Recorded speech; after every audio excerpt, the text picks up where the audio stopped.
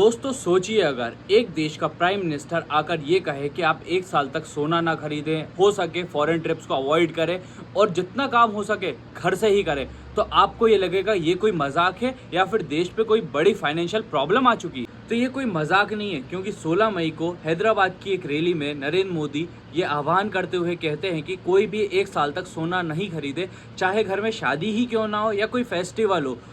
लेकिन सवाल ये उठता है कि जब इंडिया का फॉरेक्स रिजर्व इतना स्ट्रांग है तो फिर ये क्यों कहा जाता। आइए डिकोड करते हैं पूरे मैटर को। दोस्तों, इसका सबसे बड़ा रीज़न इंडिया के अंदर नहीं बल्कि हज़ारों किलोमीटर दूर चल रही वॉर का है, जो कि यूएस और ईरान के बीच में हो रही है। इस वॉर ने पूरे सप्लाई चेन को हिला डाला है। सबसे बड़ा झटका लगता है स्ट्रेट ऑफ हॉर्मुज पर, जहाँ पर ब्लॉकहेड की वजह से दुनिया का सबसे ज़्यादा ट्रांसपोर्ट होने वाला क्रूड ऑयल रुक चुका है।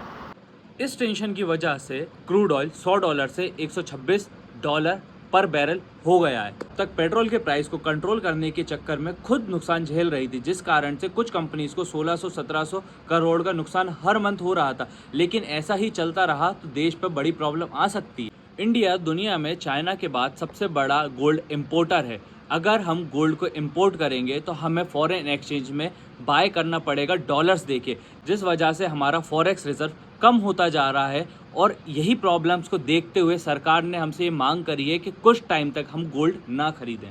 इन्हीं वजह से सरकार कहती है कि अगर आप ट्रैवल करने के लिए फ़ॉरेन जाते हो तो वहाँ पे आपको फ़ॉरेन की करेंसीज लेनी पड़ेगी, जो कि एक्सचेंज होती है यूरो और डॉलर्स में, जिस वजह से फॉरेक्स रिजर्व कम होता जा रहा है।